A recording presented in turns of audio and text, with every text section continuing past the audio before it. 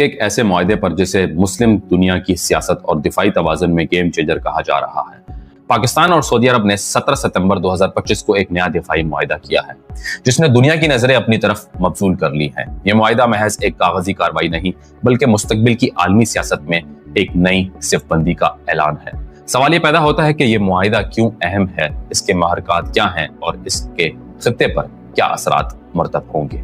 پاکستان اور سعودی عرب کے تعلقات کی جڑیں 7 دہائیوں پر محیط ہیں۔ مذہبی ہم آہنگی، حرمین شریف کا تقدس، تیل اور مالی امداد اور لاکھوں پاکستانیوں کا سعودی عرب میں روزگار ان تعلقات کو ہمیشہ خاص بناتا رہا ہے۔ ماضی میں پاکستان نے سعودی افواج کو تربیت فراہم کی، سعودی عسکری اڈوں پر پاکستانی افسران تعینات رہے اور کئی مشترکہ فوجی مشقیں بھی ہوتی رہی۔ لیکن اس بار معاہدے کی نوعیت پہلے کے تمام تعاون سے کہیں زیادہ وسیع اور جامع ہے، جسے خطے میں طاقت کے توازن کو بدلنے